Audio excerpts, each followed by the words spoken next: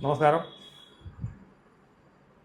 നമ്മൾ കുറേ ആളുകൾ ചോദ്യങ്ങൾ ഒരുപാട് ചോദിക്കുന്നുണ്ട്, സംശയങ്ങൾ കേട്ട്. അപ്പോൾ അതിന് വേണ്ടിയിട്ട് രണ്ടൊന്ന് വീഡിയോസ് ഞാൻ ചെയ്യണമെന്ന് വിചാരിക്കുന്നുണ്ട്. പക്ഷേ സമയക്കുറവ് ഒരു പ്രശ്നമാണ്. കാരണം നമുക്ക് ഡെയിലി ഈ സിറ്റിങ്ങും ഒക്കെ ഉള്ളതുകൊണ്ട് ക്ലാസ്സുകളൊക്കെ നടക്കുന്നുണ്ട്, റിക്കേർഡ് ക്ലാസ്സുകൾ നടക്കുന്നുണ്ട്. അപ്പോൾ അതുകൊണ്ട് നമുക്ക് കുറച്ച് സമയക്കുറവുണ്ട് ഈ മെസ്സേജസ് വായിക്കാനും ഒക്കെ ആയിട്ട്. അതിൻ്റേതായ കുറച്ച് ബുദ്ധിമുട്ടുകളുണ്ട്. എന്നിരുന്നാലും ഞാൻ ഇന്നത്തെ മെസ്സേജ് എന്തെല്ലാം കണ്ടായിരുന്നു, സോളിനെ പറ്റിയുള്ള ചോദ്യങ്ങൾ. അപ്പോൾ അബോർഷൻ സോളുകളെ പറ്റി 2 ചോദ്യങ്ങൾ അതിൽ കണ്ടായിരുന്നു. അബോർഷൻ ചെയ്ത സോളുകൾക്ക് എന്ത് സംഭവിക്കും എന്നുള്ളത് നമ്മൾ മുൻ വീഡിയോസിൽ പറഞ്ഞിട്ടുള്ള കാര്യങ്ങൾ തന്നെയാണ്. എന്നാലും ചോദിച്ച സ്ഥിതിക്ക് ഇപ്പോൾ ചിലപ്പോൾ പുതിയ വ്യൂവേഴ്സ് ആയിരിക്കാം, അതുകൊണ്ട് ഒന്നുകൂടി ഞാൻ പറയാം.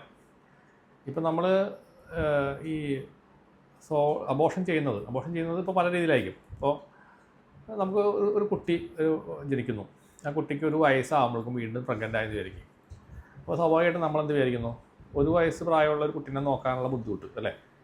അപ്പോൾ രണ്ടാമത് കുട്ടിയും കൂടി ആയിക്കഴിഞ്ഞാൽ അതിനെയും കൂടി നോക്കണമെന്നുണ്ടെങ്കിൽ 2 പേരെയും കൂടി മാനേജ് ചെയ്യാനായിട്ട് നമുക്ക് ബുദ്ധിമുട്ടുണ്ടാവും. ചിലപ്പോൾ ഭാര്യയ്ക്കും ഭർത്താവിനും ജോലിയുള്ള ആൾക്കാരായിരിക്കാം, അല്ലെങ്കിൽ വീട്ടിൽ വേറെ സഹായിക്കുന്ന ആൾക്കാരുണ്ടാവില്ല. അതുപോലത്തെ ഇപ്പോൾ എല്ലാ അണുകുടുംബങ്ങളാണല്ലോ, അപ്പോൾ പഴയ പോലെ കൂട്ടുകുടുംബമല്ല. അപ്പോൾ അതുകൊണ്ട് സ്വാഭാവികമായിട്ടും നമ്മൾ പ്രാക്ടിക്കൽ സൈഡിൽ കൂടി ചിന്തിക്കുമ്പോൾ എന്നാൽ കുട്ടി വേണ്ട, നമുക്ക് അതിനെ അബോർട്ട് ചെയ്ത് കളയാമെന്ന് വിചാരിക്കും.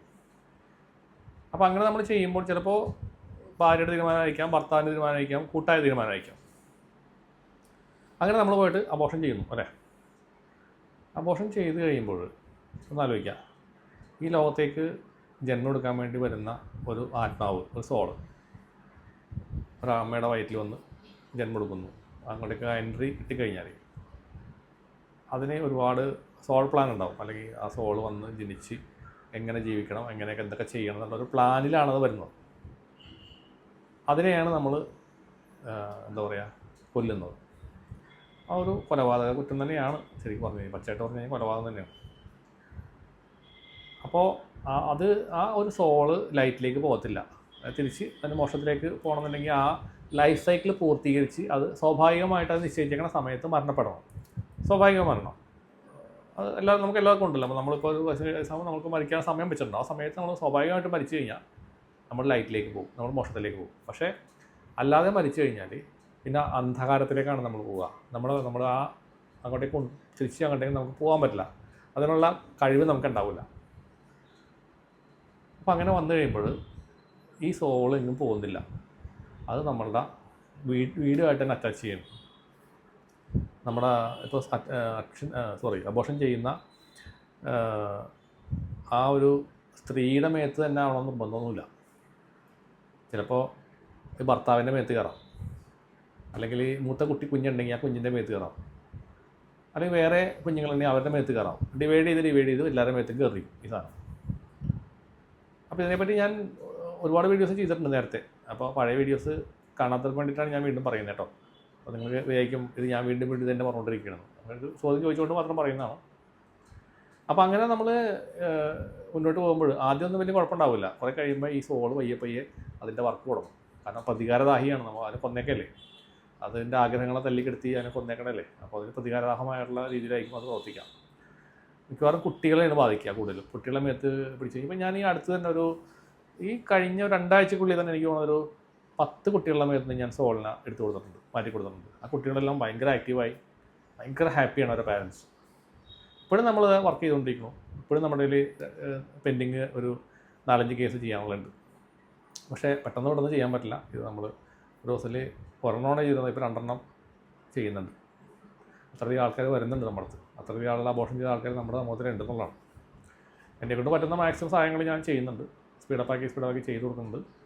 അപ്പോൾ അങ്ങനെ വരുമ്പോൾ ഈ കുട്ടിയുടെ മേത്ത് കയറുന്നു, ചിലപ്പോൾ ഈ അതിൻ്റെ അച്ഛൻ്റെ മേത്ത് കയറുന്നു. അച്ഛൻ്റെ മേത്ത് കയറി കഴിഞ്ഞാൽ, ആണുങ്ങളുടെ മേത്ത് കയറി കഴിഞ്ഞാൽ ഉണ്ടാവണമെന്നറിയോ, ഈ നമ്മുടെ ഈ നടുവിൻ്റെ ഭാഗത്ത് ഒരു കാല് അല്ലെങ്കിൽ നടു ഭയങ്കര പെയിനായിരിക്കും, ഭയങ്കര വേദനയായിരിക്കും. എന്തെല്ലാം ചികിത്സ നടത്തിയാലും മാറത്തില്ല. അതുപോലെ തന്നെ ഈ ഒരു ഡിപ്രഷൻ ചിലർക്ക് കണ്ടുവരുന്നുണ്ട്, ഡിപ്രഷൻ ഉണ്ടാകുന്നുണ്ട്. പിന്നെ നമ്മൾ പറഞ്ഞ പോലെ ഗ്യാസ്ട്രിക് പ്രോബ്ലം, നെക്ക് പെയിൻ, അതും വേണമെങ്കിൽ ഉണ്ടാവാം. പിന്നെ എല്ലാം കൂടി ഉണ്ടാവാം, ചില സിംറ്റം മാത്രം ഉണ്ടാവാം.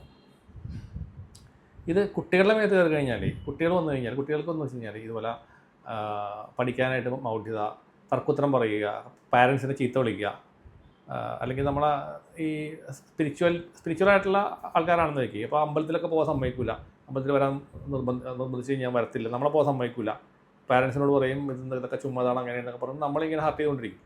അതിങ്ങനെ റിവേഴ്സ് അടിക്കാന്ന് പറയില്ലേ, അതുപോലെ കുട്ടികൾക്ക് അങ്ങനെ ഒരു പ്രശ്നമുണ്ട്. അപ്പോൾ അതൊരു കാര്യം. പിന്നെ അമ്മമാരുടെ മേത്താണെങ്കിൽ യൂട്രസ് സംബന്ധമായ പ്രശ്നങ്ങളായിരിക്കും, ഫൈബ്രോയിഡ്, മറ്റത് മട എന്നൊക്കെ പറഞ്ഞിട്ടുള്ള ഓരോരോ വിഷയങ്ങൾ, അല്ലെങ്കിൽ ബ്ലീഡിങ്ങിൻ്റെ പ്രശ്നങ്ങൾ, അതുപോലെ വിഷയങ്ങൾ വിട്ടുമാറത്തില്ല. അപ്പോൾ ഞാൻ ജനറലായിട്ട് ഞാൻ കുറേ സ്റ്റഡീസ് നടത്തിയേക്കണമെന്ന് കിട്ടിയേക്കണ ഒരു സംഭവമാണ് ഞാനീ പറയുന്നത്.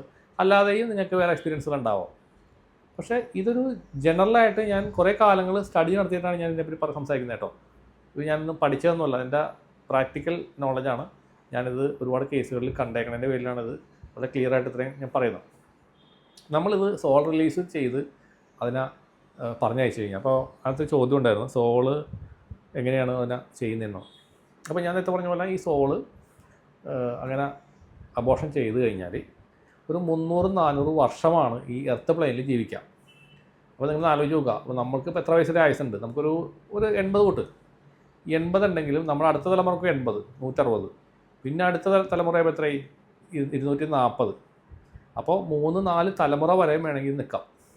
നമ്മുടെ കുട്ടികൾ, അവരുടെ കുട്ടികൾ, അവരുടെ കുട്ടികൾ, അല്ലെങ്കിൽ ചിലപ്പോൾ നമ്മളുടെ തന്നെ നമ്മുടെ പാരൻസൊക്കെ ഉണ്ടെങ്കിൽ, അച്ഛനും അമ്മയുടെയും പാരൻസ് ഉണ്ടെങ്കിൽ അവരുടെ മേത്തും വേണമെങ്കിൽ പ്രവേശിക്കാം.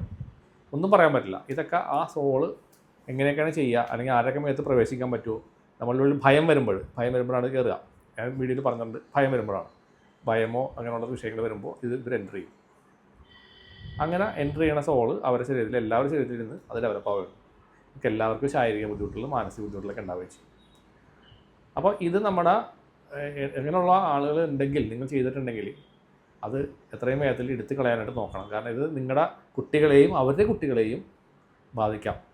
അതിങ്ങനെ നമ്മൾ മരണപ്പെടുമ്പോൾ ഇത് അടുത്ത ആളിലോട്ട് പോകും, അല്ലെങ്കിൽ അവരുടെ മേത്ത് നിന്ന് ഇറങ്ങിയിട്ട് അടുത്ത ശരീരത്തിലോട്ട് പ്രവേശിക്കും. അത് ബാധകളായാലും അങ്ങനെയൊക്കെ തന്നെയാണ്, സോളും അങ്ങനെയാണ്. മരിച്ച വീട്ടിലൊക്കെ നമ്മൾ ചെല്ലുമ്പോൾ ശ്രദ്ധിക്കണം എന്നൊക്കെ ഞാൻ ഇതിന് മുമ്പ് വീഡിയോ പറഞ്ഞിട്ടുണ്ട്. അത് ബാധകൾ വന്ന് മരിക്കുന്ന ആളുകൾ ആ വീട്ടിൽ ചെല്ലുമ്പോഴാണ് പ്രശ്നം. ഞാനെപ്പറ്റി ഞാൻ വേറൊരു വീഡിയോ ചെയ്യാം, പക്ഷേ ഈ ഒരു ചോദ്യം ചോദിച്ചുകൊണ്ടാണ് ഇപ്പോൾ നമ്മൾ ഈ വീഡിയോ ചെയ്യുന്നത്. അപ്പോൾ ഇതേപോലെ ഈ സോള് നമ്മളെന്താ ചെയ്യണമെന്ന് വെച്ച് കഴിഞ്ഞാൽ, മഹാകാളി ഹീലിംഗ് സംഭവിക്കണമെന്ന് വെച്ച് കഴിഞ്ഞാൽ ദേവിയാണ് ഇതിനെടുക്കുന്നത്, ഞാനല്ല. ദേവി ഇതിനെടുത്തിട്ട് ഇതിനെ നേരെ ലൈറ്റിലേക്ക് കൈയോടെ തന്നെ ഇൻസ്റ്റൻ്റായിട്ട് എടുക്കുന്നതിനൊപ്പം തന്നെ ലൈറ്റിലോട്ട് തന്നെ പറഞ്ഞയക്കണം, മോക്ഷത്തിലേക്ക് പറഞ്ഞയക്കണം. ദേവി എടുക്കുന്നതുകൊണ്ട് നമുക്ക് വലിയ ബുദ്ധിമുട്ടുകളൊന്നുമില്ല, അല്ലെങ്കിൽ അതിന് വേറെ റിസ്ക്കും ഇല്ല. ഈ പോയത് നമുക്ക് തിരിച്ചു വന്ന സംഭവമേ ഇല്ല. ഇതുവരെ ചെയ്ത ഒരു കേസ് പോലും നമുക്ക് ഫെയിലിയർ ആയിട്ടില്ല. ഒറ്റ കേസിലും മടങ്ങി രണ്ടാമത് ആ സിംറ്റം അവർക്ക് കുടുംബത്തിലേ വന്നിട്ടില്ല. അതുകൊണ്ട് ഗ്യാരണ്ടി ആയിട്ട് ഞാൻ പറയാം കേട്ടോ. ഇഷ്ടം പോലെ കേസ് ഞാൻ ചെയ്തിട്ടുണ്ട്, 8 മാസത്തിനുള്ളിൽ ഒരുപാട് കേസ് ചെയ്തിട്ടുണ്ട്. അപ്പോൾ അതിന് ലൈറ്റിലേക്ക് പറഞ്ഞേക്കുന്നു. അപ്പോൾ നമുക്ക് ആ ഒരു ദോഷം മാറിപ്പോകുന്നു, കുടുംബത്തിൽ നിന്നുള്ള ഒരു വലിയ ദുരിതമാണ് മാറിപ്പോകുന്നത്. എല്ലാവരുടെ മേത്തുണ്ടെങ്കിൽ എല്ലാവരുടെ മേത്തുനിന്ന് എടുത്ത് മാറ്റാൻ വേണം, ഒരു ആളുടെ മേത്തെടുത്താൽ പോരാ. അപ്പോൾ ചെല്ലു വയ്ക്കും, ഒരു സോളെങ്ങനെയാണ് 3 പേരെ ശരീരത്തിക്കാരനാണ്. സോള് ഡിവൈഡ് ചെയ്യും, ഇപ്പോൾ എനർജി ഡിവൈഡ് ചെയ്യുന്ന പറഞ്ഞ പോലെ. അപ്പോൾ ഭദ്രകാളി ഒന്നല്ലേ ഉള്ളൂ, പക്ഷേ ഭദ്രകാളി എത്ര ക്ഷേത്രമുണ്ട്. അപ്പോൾ എനർജിക്ക് എത്ര വേണമെങ്കിലും നമുക്ക് ഡിവൈഡ് ചെയ്ത് മാറാൻ പറ്റും. അതെല്ലാം ഒരു എന്താ പറയുക, ഒരു അവരുടെ സിസ്റ്റം അങ്ങനെയാണ്. നമ്മുടെ ഫിസിക്കൽ ബോഡി ഇല്ലല്ലോ, അതിന് എത്ര വേണമെങ്കിലും ആവാം. ഇപ്പോൾ 4 പേരുടെ മേത്ത് ഫാമിലി മൊത്തം കയറിയേക്കുന്ന കേസ് ഞാൻ ചെയ്തിട്ടുണ്ട്. ഒരു 5 പേരുടെ ഫാമിലിയിൽ 3 പേരുടെ മേത്ത് കയറിയിട്ടുണ്ട്. അങ്ങനെ പിന്നെ അബോർഷൻ തന്നെ ചിലത് സ്വമേധയെ സംഭവിക്കുന്നുണ്ട്. ഇപ്പോൾ ചില സംശയമുണ്ട്, നമ്മൾ ചെയ്താലല്ലേ കുഴപ്പമുള്ളൂ, സ്വാഭാവികമായിട്ട് അബോർഷനായി പോയാൽ എന്താണ് പ്രശ്നം എന്ന് ചോദിക്കാറുണ്ട്. പക്ഷേ അതും പ്രശ്നം തന്നെയാണ്. ഇപ്പോൾ ഈ കഴിഞ്ഞ ദിവസം ഞാൻ ചെയ്ത കേസിൽ സ്വാഭാവികമായിട്ട് അബോർഷൻ ചെയ്താണ് മിസ്കാരേജ് ആയിട്ട് പോയതാണ്. 5 എണ്ണം പോയിട്ടുണ്ടായിരുന്നു ഒരാൾക്ക്. അത് 2 സിറ്റിംഗ് വേണ്ടി വന്നു. ഒറ്റ സിറ്റിങ്ങിൽ മുഴുവനായില്ല, രണ്ടാമത്തെ സിറ്റിങ്ങിലാണ് പൂർണ്ണമായിട്ടും പോയത്. അത് അത്ര ഹെവി ആയിട്ടുള്ള ജോലിയാണ്, നമുക്ക് അത്ര എണ്ണത്തിനൊക്കെ ഒന്നിച്ചെടുക്കാൻ പറ്റില്ല. അപ്പോൾ 2 സിറ്റിംഗ് എടുത്ത് 2 സിറ്റിങ്ങിൽ നമ്മളത് പൂർണ്ണമായിട്ട് എടുത്ത് മാറ്റി. ഇപ്പോൾ അവർക്ക് ഒരു കുഴപ്പമില്ല, ഭയങ്കര ഹാപ്പിയാണ്. അതിനുശേഷം അവരുടെ ഹസ്ബൻഡിന് പ്രശ്നം ഉണ്ടായിരുന്നു, ഹസ്ബൻഡിനെ നമ്മൾ ചെയ്തു. അപ്പോൾ പൂർണ്ണമായിട്ടും ഒരു ഹാപ്പിനെസ്സിലേക്ക് വന്നിട്ടുണ്ട്. അപ്പോൾ അങ്ങനെ ഒരു കുടുംബങ്ങളിൽ സന്തോഷവും സമാധാനവും ഉണ്ടാക്കാനായിട്ട് നമുക്ക് ഈ ഹീലിംഗ്, മഹാകാളി ഹീലിംഗ് കൂടെ സാധിക്കുന്നുണ്ടെന്നുള്ളതാണ് ഏറ്റവും വലിയ വസ്തുത.